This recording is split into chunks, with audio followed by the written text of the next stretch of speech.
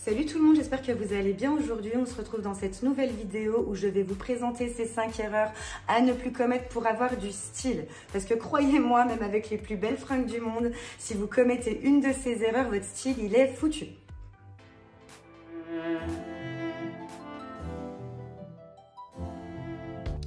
Première erreur qu'on arrête de commettre immédiatement, on ne copie pas.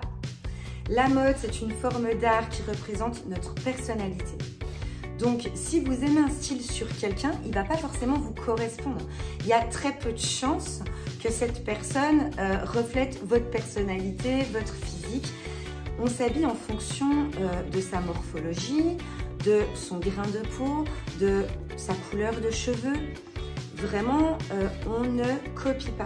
Essayez des styles, essayez des looks, trouvez ce qui vous plaît, ce qui vous ressemble.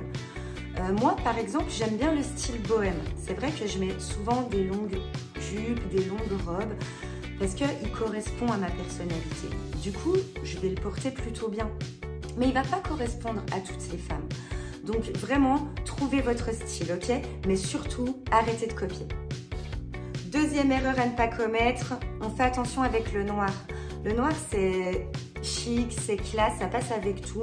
Par contre, on fait attention de ne pas rentrer dans un style enfermé, d'accord? Ça, c'est une faute de style. Par exemple, là, vous voyez sur cette photo, trop noir, tout est fermé. Donc ça, c'est pas bon, d'accord? Donc là, c'est total look noir. Par contre, c'est beaucoup plus ouvert. C'est beaucoup mieux. On retient ça. Pour un total look noir, il faut qu'on voit un peu de peau.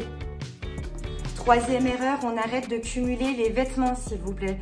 Alors ça, c'est insupportable. Je ne sais pas comment vous faites. On ne peut pas avoir un style, trouver des associations avec des armoires remplies de vêtements qui bien souvent datent de quelques années, hein, parfois. Vraiment, moi je vois ça chez des amis, des fois ça me rend dingue. Donc vraiment, faites ça, le tri dans vos vêtements, quoi. On garde pas des choses qu'on met plus, on garde pas des choses qui sont démodées depuis 5, 6 ans, même voire parfois 10 ans. Vraiment, faites ça s'il vous plaît, vous verrez. C'est vraiment plus confortable, on y voit plus clair et les associations sont beaucoup plus faciles à trouver. Quatrième erreur, et on arrive en été, alors ça s'il vous plaît, ça me rend dingue. Les bretelles de soutien-gorge s'il vous plaît, mesdames, non, on ne fait pas ça. Vous pouvez avoir la plus belle robe du monde, si on voit vos grosses bretelles de soutien-gorge apparentes, et alors le pire, je crois que c'est derrière. Quand on a un dos nu, si on met un dos nu, s'il vous plaît, il y a pas mal de choses qui sont faites aujourd'hui. Je vous invite à aller guetter un petit peu sur Amazon ou, pour tenir la poitrine si on n'est pas à l'aise sans soutien-gorge. Mais alors non, non, vraiment ça c'est une faute de goût, c'est une faute de style. Ça tue toute votre tenue, s'il vous plaît, ne faites pas ça. Le cinquième, et sans surprise, on accessoirise ses tenues.